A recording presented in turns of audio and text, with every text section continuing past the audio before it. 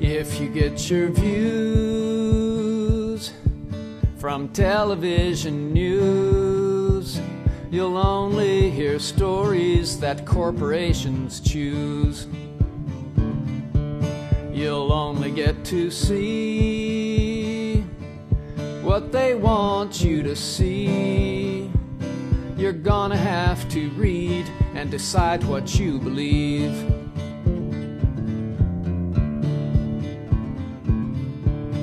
We all watched in horror 911. The planes hit the towers and the towers came down. Did you ever wonder how they fell so fast? Well, maybe that's a question that we're not supposed to ask.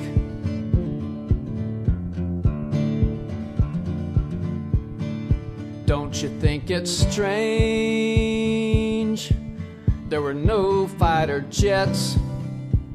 Did someone give the order not to intercept? And if they really scrambled, then why'd they fly so slow? Maybe there's an answer that we don't want to know.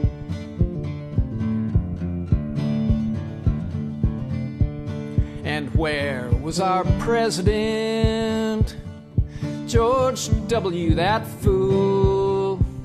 He was visiting with children at an elementary school.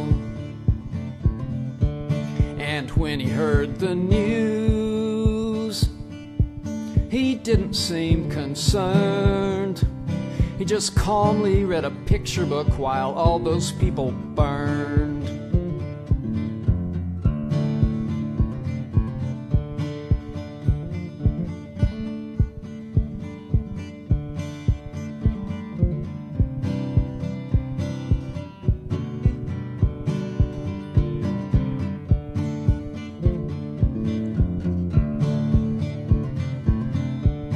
The Bushes and Bin Ladens. Now what's that all about? While all of us were grounded, they flew his family out.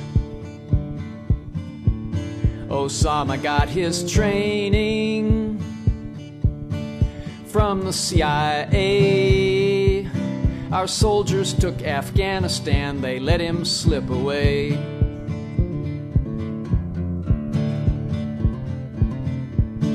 A new Pearl Harbor was their big chance to launch 2 wars that they'd planned in advance.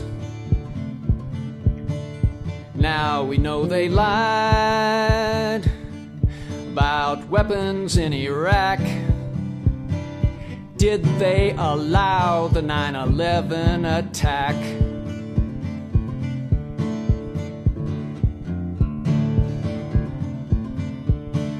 If you get your views from television news, you'll only hear stories that corporations choose.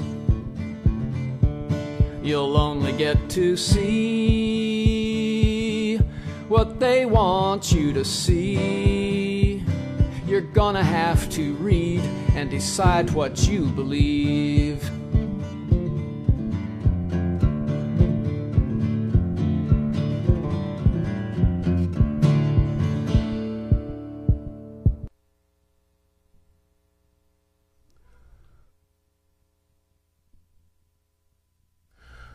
Welcome to another episode of Omega Presents. First of all, I just had to sign up for the next quarter starting the first of the year. And I signed up for the same show, same time slot and everything. I don't know if I'll get it yet. We'll wait and see.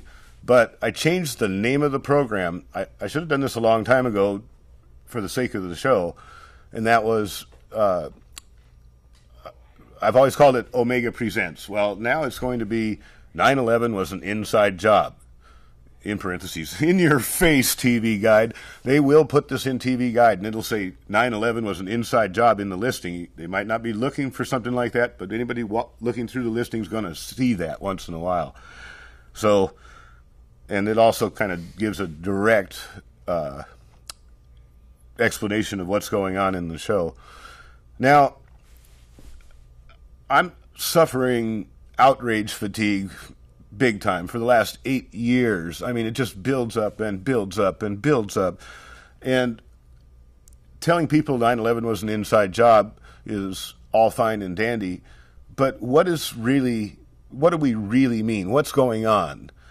And I had one of the producers here last week, a couple weeks ago actually, asked me if I wanted to sit in as a guest to be interviewed on his political talk while they were debating McCain versus Obama. And I said, well, you really don't want me on the show, and because they were a pretty conservative show. And I opened up my shirt and I showed him 9/11 was an inside job. And, he said, well, we can talk about that. He was kind of hesitant, and I said, well, the biggest problem is that I'm an anti-imperialist, and McCain and Obama are both full-bore imperialist colonialists. Now, those are words that we don't hear or use, and that's probably a good thing because they don't have that emotional flair that you get when you talk about socialism or communism or isms of all other types. What it boils down to, neither one of those candidates is demanding that we pull back 700 military bases out of 130 countries. That's absolutely ridiculous. And the American public, whether they're aware of it or not, it's been mentioned many times how many bases we have, and they will keep in their head at one time that there are 700 bases out there, and at the same time they believe that we're not a colonial or imperialist country. Horse shit, if you pardon the French. What it boils down to is we need to start a new anti-imperialist league, exactly the same as the one Mark Twain was a member of 100 years ago. They started the Anti-Imperialist League back in the 1890s, late 1890s, 1898, because the United States was embarking on an imperialist aggression, colonial embarkment, or whatever, to take over the Philippines. Mark Twain and other loyal Americans who believe in the American Constitution started the Anti-Imperialist League to try to put a stop to that anti-constitutional aggression that we were, perpetrating on the people of the Philippines. Well, of course, it wasn't all that effective, but you can't judge it ahead of time whether you're going to be effective and then say, well, I'm not going to do it. So I've rewritten the platform of the Anti-Imperialist League to bring it up to date. And we're going to show the CDs. Go ahead and show the title credit for that Anti-Imperialist. Yeah, the new Anti-Imperialist League, updated by Bill Olson from the original 1898 document. Yeah. It starts out, we hold that the policy known as imperialism is hostile to liberty and tends towards militarism, an evil from which it has been our glory to be free, supposedly. We regret that it has become necessary in the land of Washington and Lincoln to reaffirm that all men of whatever race or color are entitled to life, liberty, and the pursuit of happiness. We maintain that governments derive their powers from the consent of the governed. We insist that the subjugation of any people is criminal aggression and open disloyalty to distinctive principles of our government. We earnestly condemn the policy of the present national administration in the Middle East and elsewhere.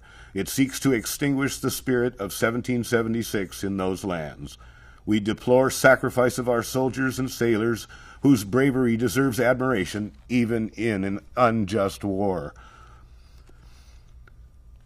We denounce the slaughter of the Afghanis and Iraqis as a needless horror. We protest against the extension of American sovereignty by fascist methods.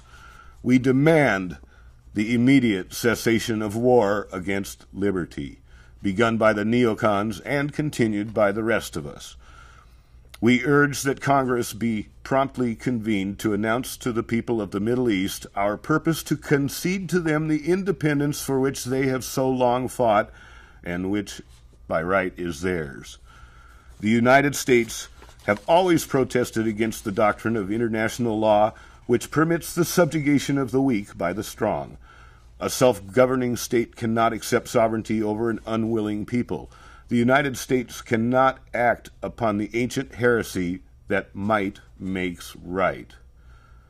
Imperialists assume that with the destruction of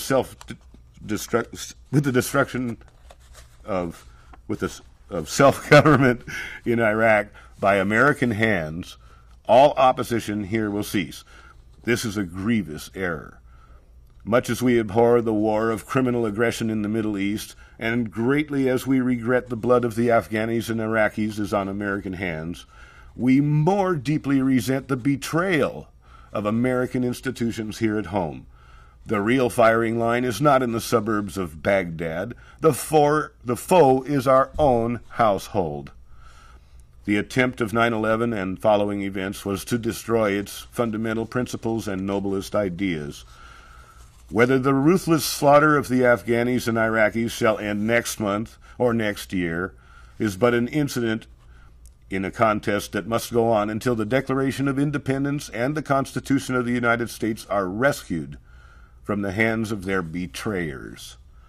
Those who dispute about the standards of value while the Republic is undermined will be listened to as little as those who would wrangle about the small economies of the household while the house is on fire.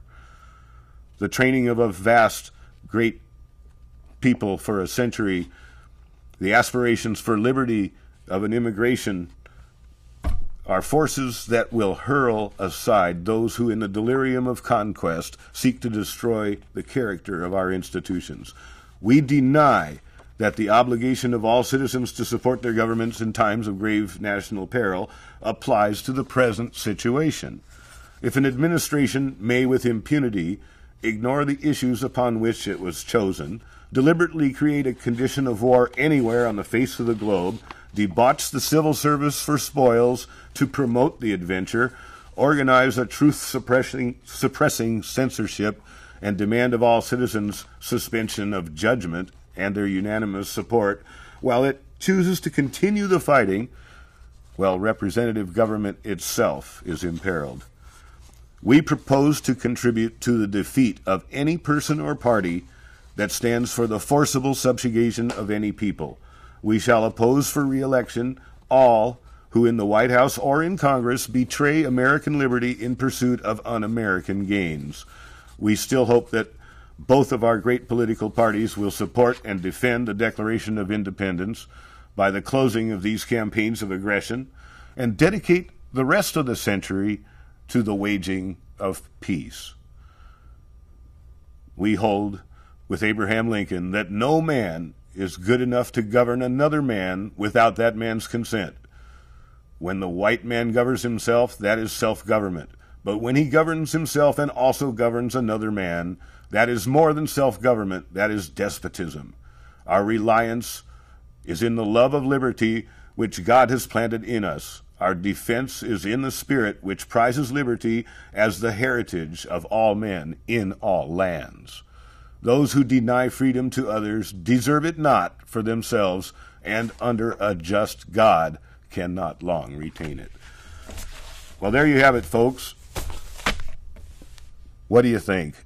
Isn't it time that we all joined this, at least in spirit? We might be founding a new organization right now, but the document I just read, all I did was change Philippines to Iraq and Afghanistan. That's all I did to update it. Every other word in this document was the original 1898 text. Things go on forever.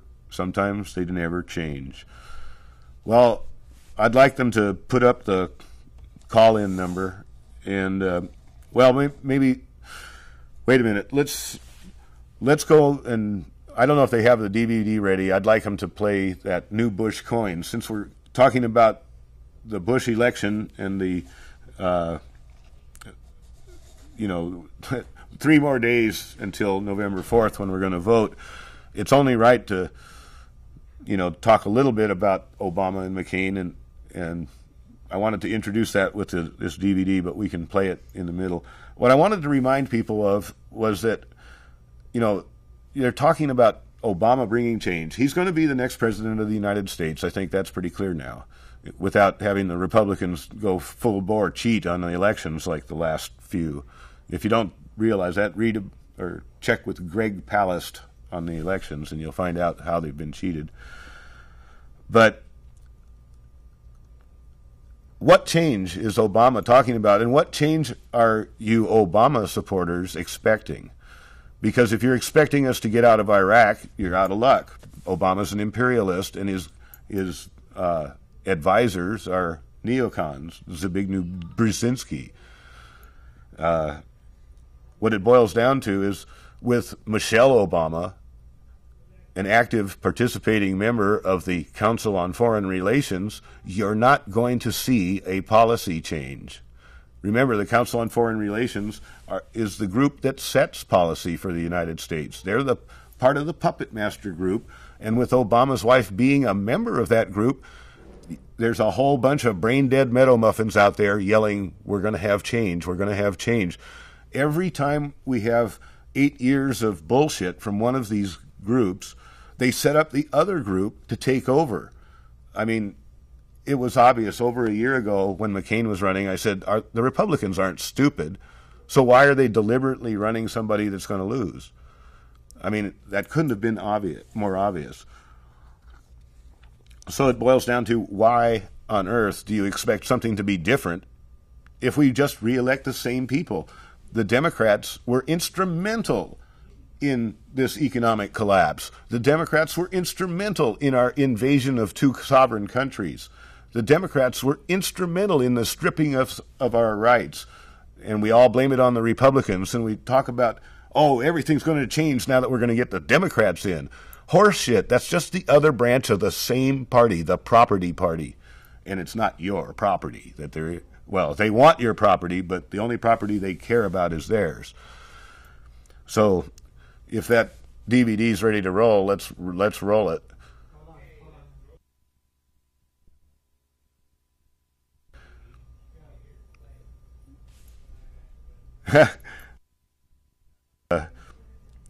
A hodgepodge of cuts and whatnot. Here we go. Books include The Assassination of Julius Caesar and Super Patriotism. His latest book, The Culture Struggle, will be released in November 2005. For further information, please visit his website, michaelbrenti.org. How the Free Market Killed New Orleans. The free market played a crucial role in the August 2005 destruction of New Orleans and the death of hundreds of its residents. Knowing that a momentous hurricane might hit that city and surrounding areas, what did officials do? Okay, they put the wrong cut on, and I was trying to get them to quit that. But hey, what that was the beginning. Okay, that was the beginning of Greg Palast, about a 27-minute video. It was called From Big Easy to Big Empty, and it's highly recommended. Go to Google and download it. And while they're trying to get that new Bush coins in the directory up there, I'll. Well, we could do that. I'll go in there and get the DVD straightened out. In the meantime, I'll bring on. Oh wait, looks like we might have it. Well, anyway, the new Bush coins appeared about half a year or a year ago, and it was kind of a funny thing to play. But now with the economy the way it is, and the impending possibility of martial law under the fading Bush administration. Anyway, this would be It will be illegal to be in possession of precious metals after the first of the year. That's why all citizens are urged to redeem their coins at any of the over 48,000 Halliburton service stations throughout the United States. We call it Operation Change for the Better, and for good reason. First, the new money is based on a petroleum standard, so the coins will appear in gallon denominations instead of dollars, which makes sense since that's where most of your income goes anyway. Let's familiarize ourselves with the new coin, starting with the 10-gallon denomination, which features the president's mother, Barbara Bush, who will forever be remembered for single-handedly changing the world's perspective by noting that the refugees of Hurricane Katrina were better off after the disaster than before. This happy fact is memorialized on the reverse with the adorable image of two lost children paddling past the Superdome. The 5-gallon coin celebrates our comatose press and the 5th anniversary of Larry King's momentous interview with Elizabeth Taylor on the eve of the Iraq War. This coin is also known as the buffaloed press nickel because of the American bison on the reverse butting heads with the liberal media. The 1-gallon coin, or the Condi, honors Secretary of State Condoleezza Rice, whose solution to Middle East conflict is summarized on the reverse, piping Persia for peace. The half-gallon coin, or the Scalia, depicts the Supreme Court justice against a backdrop of uncounted Florida ballots, while on the reverse, presidential advisor Karl Rove celebrates the modern miracle of electronic voting. Finally, there's the 1-cup coin, or the Bracero, honoring the millions of aliens the president welcomed into the American labor pool. It features the unknown Bracero on the front, while on the back, more illegals jump the border in Roger Clark Wilson's Gateway to Servitude. Yes, a fitting tribute to big business's final triumph over organized labor. The larger denominations begin with the 25-gallon Royal Limbaugh. Celebrating uniformity of speech, it features a Greco-Roman interpretation of commentators Bill O'Reilly, Sean Hannity, and Ann Coulter under the banner One Media, One Voice. The 50-gallon coin pays homage to Donald Rumsfeld and the concept of democracy at gunpoint. The 75-gallon coin features Vice President Cheney and the creed for which he's dedicated the bulk of his public life, In Greed We Trust. On the reverse, an American eagle and the price of gas engage in a symbolic race for the moon. Finally, there's the 100-gallon coin, or the Bush doubloon. The presidential credo, fighting terrorism by creating it, is featured. While on the reverse, the events of 9/11 are recalled under the motto, lest they forget, we'll remind. Here, a new World Trade Center rises from the ashes of the Pentagon, crusted by the men of Iwo Jima. On the right, Vice President Cheney is seen canceling North American fighter cover, while on the left, the president reads My Pet Goat to Florida kindergartners. Yes, it's a vivid snapshot of that fateful day, captured for all time in 100% depleted uranium. Be among the first to redeem coins worth 100 gallons or more, and receive this limited edition doubloon, featuring President Bush along with Presidents Hoover and Harding, kindred leaders who also labored under a plundered economy. Yes, it's out with the old, in with the new. Operation Change for the Better, from the United States government and Halliburton, working together to round up every cent you have.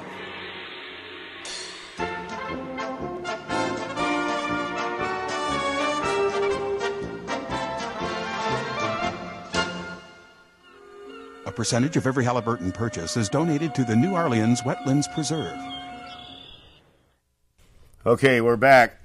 Now, that was a great introduction for this next section since the economy is smashing us in the face. And a man that I respect for his judgment and his wisdom is Webster Tarpley. Now, he's made a lot of different predictions about dire circumstances that might be popping up in the mere months and over the last few years. You know, people have argued that, well, those things he says don't happen. But I would argue back that a lot of times just letting the cat out of the bag about what's pending cancels the operation. Like we have, you know, we've seen a lot of those military readiness drills in urban centers be canceled because the urban population started complaining that that was unreasonable. Well, as far back as January 21st this year, we're almost at the end of the year now, but I mean, back in January, sure, there were things were tight, but people weren't really talking about the whole economy crashing. Webster Tarpley came up with an 18-point program called the Draft Emergency Economic Recovery Program to stop the Bush Depression.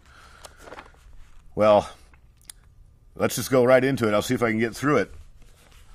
Number 1, stop all foreclosures immediately for at least 5 years and for the duration of the Depression by means of a compulsory federal law carrying criminal penalties.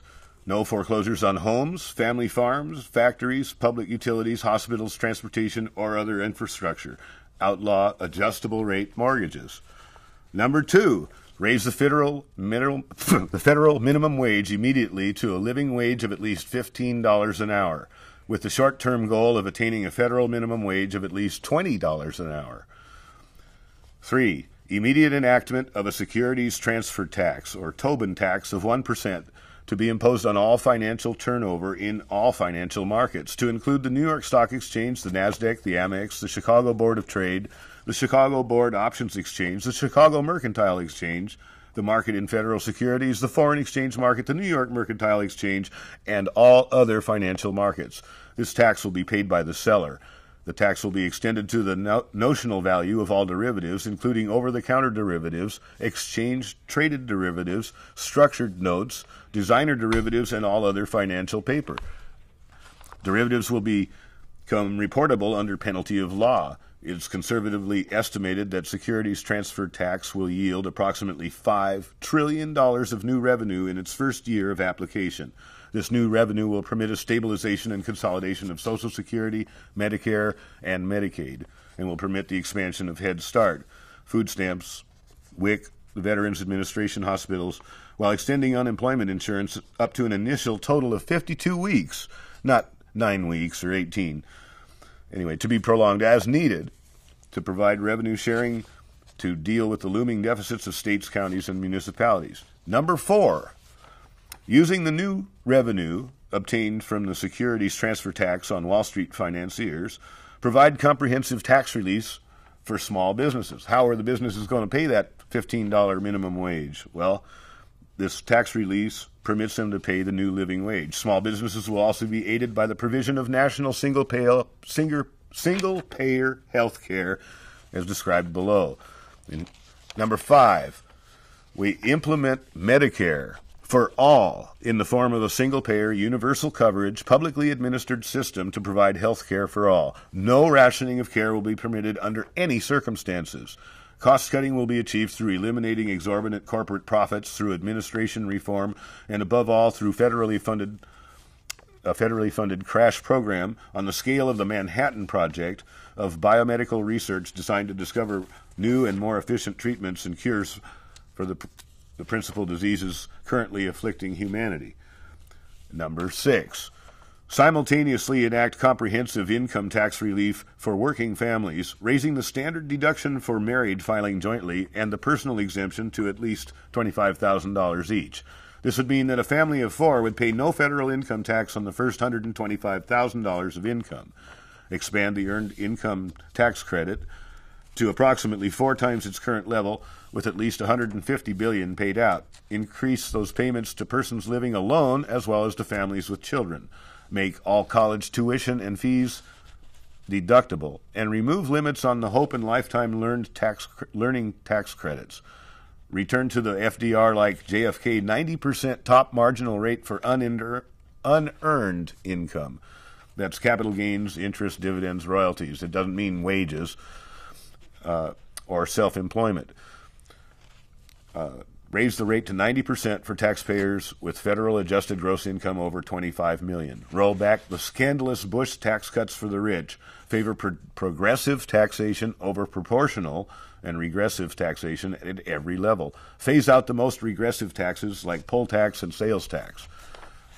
Number 7, here we go with the biggie. Nationalize the Federal Reserve and establish it as a bureau of the United States Treasury. The current privatized status of the Federal Reserve System constitutes a violation of the United States Constitution. The size of the money supply and interest rates will henceforward be decided not by cliques of private bankers meeting in secret, but rather by public laws passed by the House and Senate and signed by the President. Although you might argue that might not be a safety factor. But anyway, use this authority to immediately issue an initial triage of $1 trillion of new federal credits at 1% yearly interest rates and maturities up to 30 years to be repeated as needed. I'm going to skip on to number 8.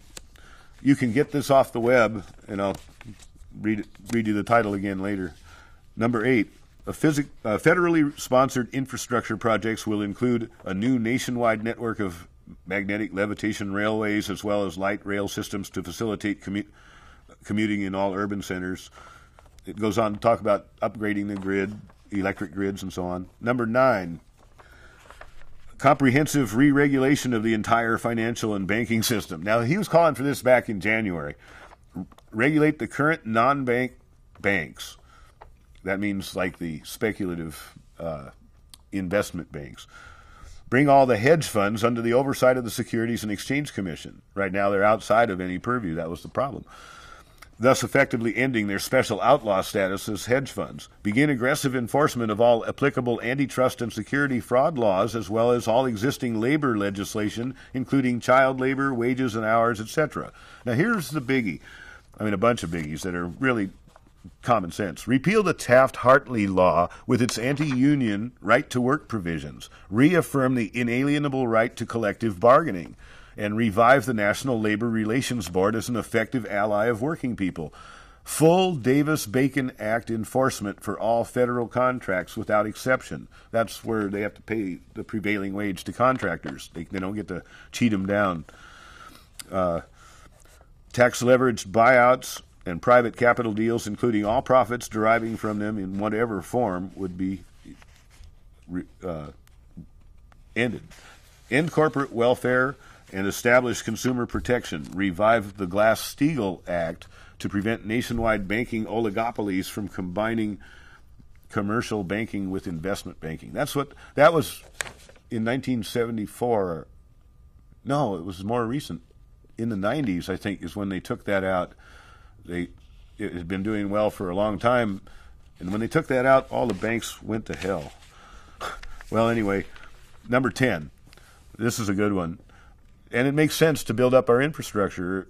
Free college for all qualified students. Any student earning a high school diploma will be entitled to free tuition and fees at a community college or state university. High-quality remedial courses to give high school dropouts a second chance no matter what their age. Without investment in the human capital of a highly trained workforce, there can be no economic survival in the 21st century. Federal aid to raise teacher salaries through revenue sharing. Number 11. This is another one. Announce the intention of the United States to abrogate NAFTA and WTO and all other international free trade agreements which have destroyed employment in this country, while increasing the poverty levels of the third world. I put the accent in there wrong. Introduce a low protective tariff starting at 10% ad valorem on manufactured commodities to prevent reckless dumping. In other words, don't let other countries just put artificially low prices on their goods to undercut business in this country. Okay, number 12. Investment tax credit for purchase. I'm getting tongue-tied here. Investment tax credit for purchasing modern technology in the form of new physical, tangible capital goods. It wasn't written properly. I should have proofread it. Tax breaks for the creation of new jobs in physical commodity production, and severe tax penalties for the export of jobs to third world sweatshops. In other words, set up the tax structure to favor business in this country. Anytime they start taking stuff out of this country, boom, they get hit big time. Number 13, immediately. Now, this was more important back in January, but immediately impeach and remove from office both Bush and Cheney, since otherwise all effective measures to deal with the Bush economic depression will be crippled by presidential vetoes. Prepare the impeachment of the rats, R-A-T-S, Roberts, Alito, Thomas, and Scalia, that cabal of the Supreme Court, if they should attempt to sabotage this emergency economic recovery program under the color of judicial review. Be ready to kick out those guys for not doing their job, basically. And we have the power. Number 14, protect the family farm by a program of debt moratorium for farmers, no foreclosures, 1% long-term federal credit for spring planting needs and capital improvements. Restore parity prices at 125% of parity. Rebuild farm surpluses and food stockpiles. Food for peace, for famine relief abroad. Number 15, keep open the options of capital controls and exchange controls if required for further deterioration of the crisis. Prepare to freeze most categories of financial debt, a debt moratorium for the duration of the crisis. Revive the Defense Production Act powers to maintain production of needed commodities by private sector as needed. Number 16, Call an international economic conference of sovereign states to deal with this unprecedented world depression. The United States should take the lead in proposing a new world monetary system. Here we go, new world order. But that's, don't freak out about globalism. Listen to what they're saying. They're talking about investing money for third world countries and other needy nation groups. And they talk about forgiving all debts to the smaller countries, 100%.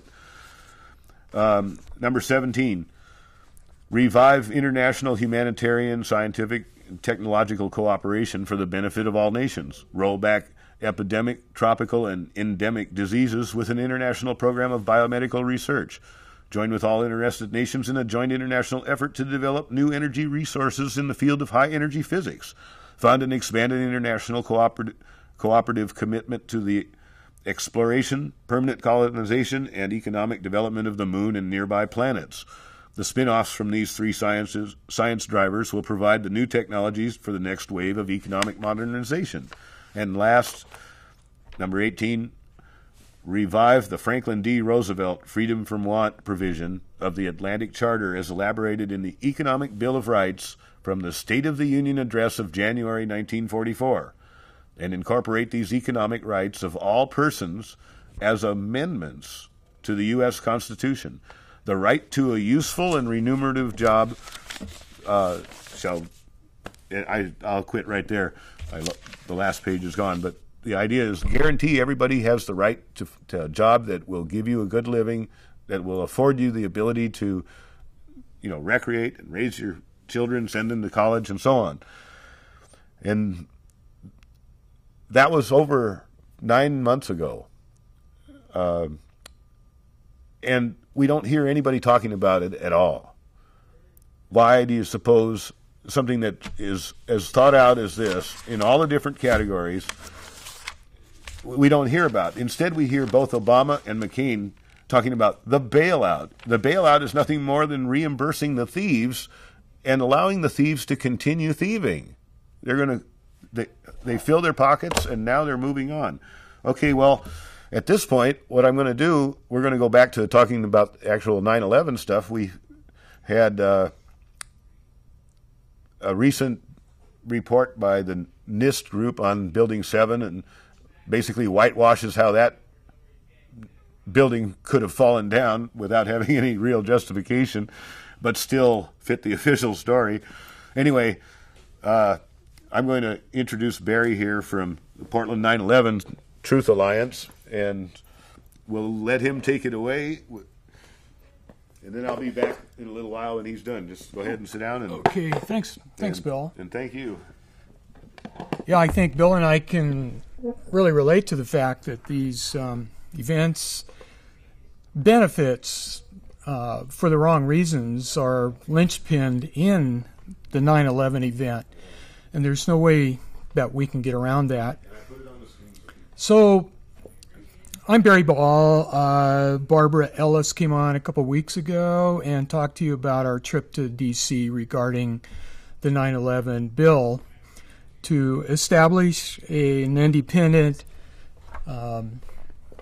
science and technological investigation of the collapses of WTC buildings 1, 2, and 7, and then to secondly establish that the empirical findings of that would be applied to create legislative action and regulatory code changes.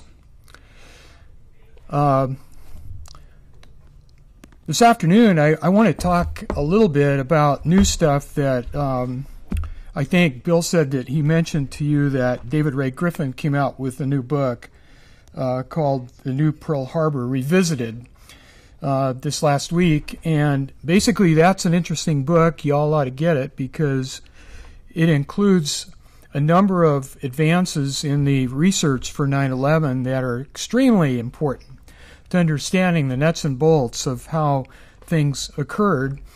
New research pieces, he calls it really Volume 2 of The New Pearl Harbor. And there's two or three things I want to be able to point out to you that are important in the book. And Bill mentioned NIST, National Institute of Science and Technology, and the report that came out on the 21st of August was an incredible, contradictory document that said this is the final report on Building 7's collapse, that it was the only high-rise in history that ever came down because of fire, which we know is a complete contradiction to what they've already said, that in fact the Twin Towers came down, because of fire. How can this Building 7 be the only building that has come down because of fire? But beyond that, fire itself, as David Ray Griffin points out in the book here, the evidence of 256 pieces of column from buildings that indicate to them that they even admit initially in their final report only had administered 250 degrees centigrade to those columns. And it never went above that. Of course, we know that it takes 1,000 degrees centigrade in order to create any weakness in steel columns. And to point out again the contradictions that NIST continues to get in with not only their old reports but in their newest report, is that when they began to discover that the columns really for them came down because of fire, then they had to revise their findings and saying, well, yeah, we had a massive, enormous amount of evidence, from these that we talked about before, but we really didn't have enough. And so what they began to do then is to argue the absence of evidence, to say, well, because we should have had more, then we are capable of saying that, yeah, they did reach 1,000 degrees and therefore the whole thing came down because of fire. The same argument and contradiction applies when we begin to think about the other part of the argument that our bill applied to, which was impact. In other words, the two airplanes hit the towers and because of impact and fire collapsed. In terms of impact, David Ray Griffin points out that the argument is that everything above where the plane hit was a block of hundreds of thousands of tons of material that shocked the rest of the building so that the continuity of resistance factor in physical law was not appreciated by NIST. In other words, the whole building collapsed because it couldn't resist this block of hundreds of tons of material that came down. In the process, they didn't recognize two of the most obvious facts, according to Griffin, that the top of the building wasn't a block that could have created a shock. In fact, it was disintegrated, dusty material. And secondly, even then, you would have to explain, if you disallow that explosives brought down the bottom part of the buildings, which they do. There's no explosions. And in the newest report, they say, well, we don't have any auditory evidence that there were ever any explosions in the building. Then you still have to explain why the resistance there didn't allow for the building to fall. You still have to explain why the building collapsed, which they didn't. It's very interesting that in the newest report in August 21st, what they seem to want to answer that. What they said in that report is that Building 7 came down 40% more time than it took free fall to occur, which is untrue, of course. But again, because they're NIST, they can continue to make those allegations. Well, that was one segment that was really important that covered fire and impact. But I thought one of the most interesting contributions that the book made toward the last part, after 250 pages of the book, it actually started covering information that was new to me in terms of Building 7. We know that there was a report at approximately, Mike, 5:15, that there was a a woman standing in front of Building 7 claiming that it had already fallen. In fact, it was in behind her. We all kind of know about that report. But there are two independent researchers by the name of Barrett and Everett, and they were functioning very independently at this point. They came to the same conclusion. They found the same material. Guess what? At 7 minutes after 11 on 9/11, there was an announcement that Building 7 had fallen, that there were dust all over the streets, people running all over, and of course the building's still standing in the morning. And then you have to turn back to Barry Jennings being in the building together with Michael Hess.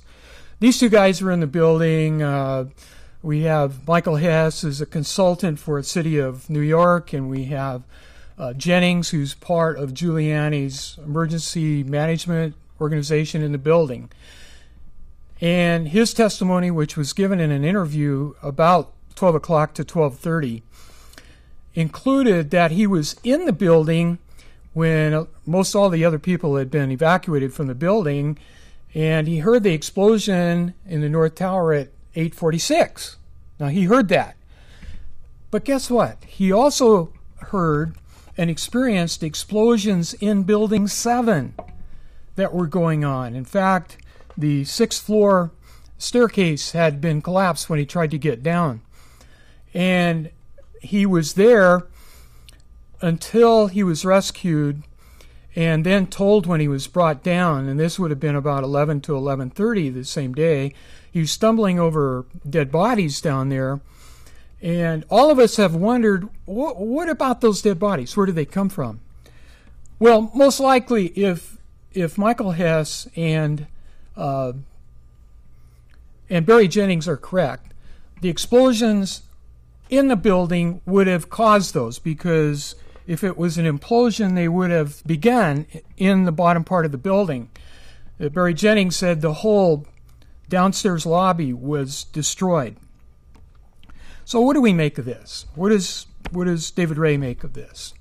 Well, he says a lot of things, because it looks, with this information and this evidence, and of course we know Barry Jennings is dead now. We are already aware of that. We don't know where Michael Hess is right now, but from the present testimony, it looks very suspicious to us that, and to the researchers Barrett and Everett, that in fact what these perpetrators really wanted to have happen is to bring Building 7 down 90 minutes after the other buildings came down. In other words, because Barry Jennings had looked out the window at 9:15 and hearing explosions there, the buildings were still standing out there. It takes about 90 minutes for all this to occur. And there was a huge gash in the front of the south face of Building 7, which leads you to believe, as these researchers and David Ray, that in fact they intended to take that building down in the morning, and it didn't happen. Something occurred that went wrong, and that they meant for the building to come down, but it didn't quite make it. So I had to think of other ways of making this building have a reason for falling. So as Barbara might have suggested a couple of weeks ago, since there were only a couple of fires in the building, none of the windows had been broken out. We remember Silverstein's explanation to the gash in the front of the building, which was absolutely ridiculous, and not many people have heard that. It's quoted in the book. Silverstein said the aerial on the North Tower had flown over and made a big gash in Building 7 and cut off all the oil lines, creating fires in the building. Well, that's physically impossible and ridiculous, and probably that's why his testimony was never, given out. But it leaves us with the whole notion that Building 7, the reports early in the morning, the testimony of Barry Jennings and Michael Hess lead us to know that the intention for bringing down the two towers was also parallel to what they wanted to do to Building 7 because of the explosions. I think this is important information. This particular research I'd never seen anywhere, And you can find it in, like I say, in the latter part of David Ray's book. The other important part of the book has to do with the role of Zelikow. And we know who Zelikow was. He was the final editor of the 9/11 Commission report. And it's basically his intention to review a book that was written by a guy named Philip Sheenan and on the commission. And it was very important because after I read this, I began to realize that Zelikow was not only an important part of this whole thing in a general way, but very specifically. He outlines that, of course, we know that Kissinger was supposed to be the initial person in charge of the 9/11 Commission and was rejected soundly by any number of people, including the victims' families who didn't want him, who later said they didn't want Zelikow either after they found out that at the suggestion of key Bush administration people, he was asked to do this job. He comes forward with a resume which leaves out some of the most important features of his resume. For example, it leaves out the fact that Zelikow was the one who provided the transition organization from the Clinton administration to the Bush administration, right? In 1998, he wrote an article which was widely disseminated called Catastrophic Terrorism. Catastrophic Terrorism.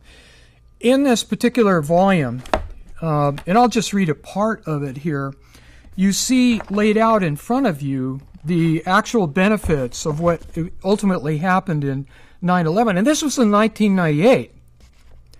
Like Pearl Harbor, this event would divide our past and future into before and after. The United States might respond with draconian measures, scaling back civil liberties, allowing wider surveillance of citizens, detention of suspects, and the use of deadly force. Does that sound familiar? Because in 2002, Condoleezza Rice came to Zelikow and said, I want you to revise the 2002 National Security Strategy Statement. And what Zelikow really did was show his extreme power at this point in 2002 because he put 9/11 in the National Security Strategy with 9/11 as the reason for the Bush doctrine of preemptive war. So now you have this very, very powerful person who hadn't bothered to put any of this in his resume. And for many, many reasons, this man then began to organize when he was asked to take up the job of the 9/11 Commission report. And what he did, he chose commissioners who were to have no contact with victims' families. He chose staff which were to be assigned to Keene or Hamilton. They were to be put in a pool, and they weren't to go out and do an independent investigation. They were only to report to him, and he would be the screener and the filter for any information that went to the commissioners. And then he was the final editor, of course, and changed it, whatever he wanted in the final report. And what really struck me about this, as it will you when you read it, is how powerful this man was and what a powerful position he had politically, as well as in terms of structuring. He had an outline for the whole book of the 9/11 Commission before it was written.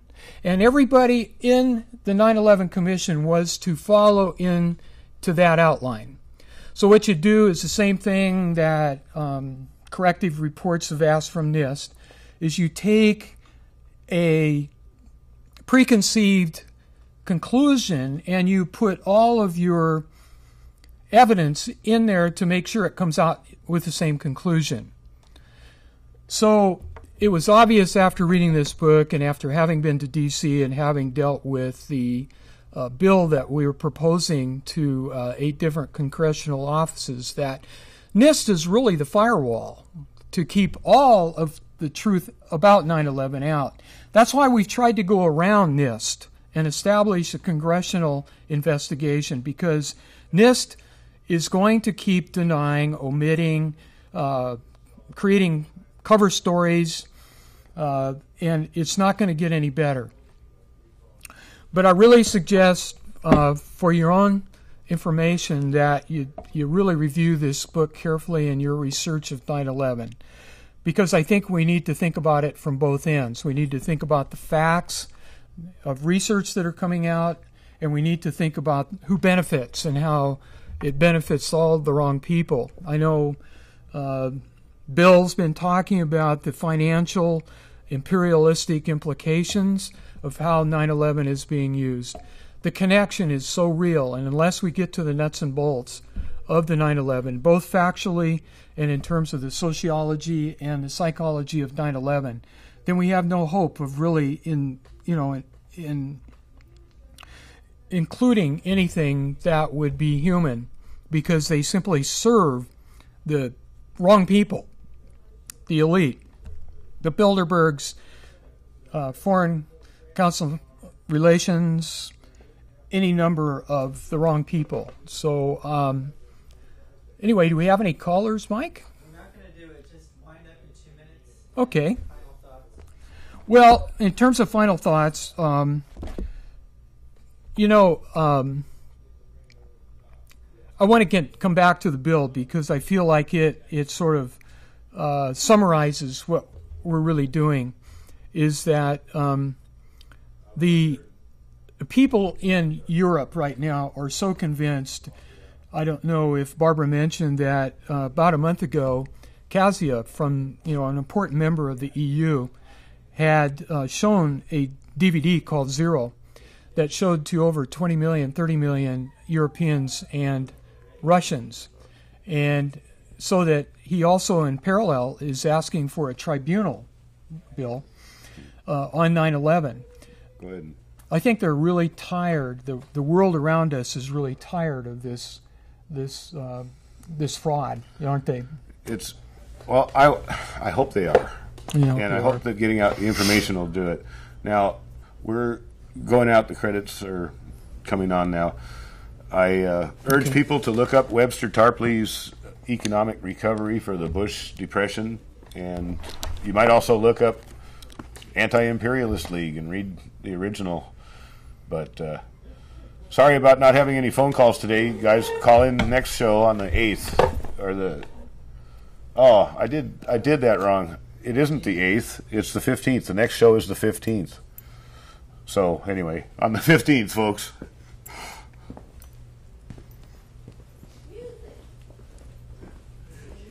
Yeah, we don't have any real music. We got a minute to go, and we're dead. Yeah, that was very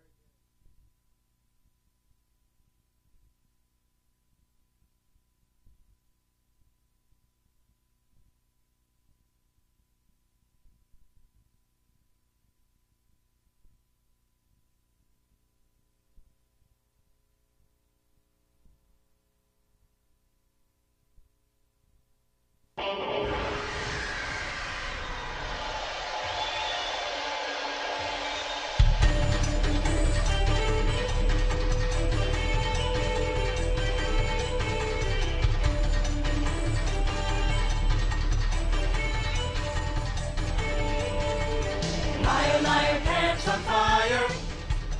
We're not frightened 'cause we're enlightened. Liar, pants on fire.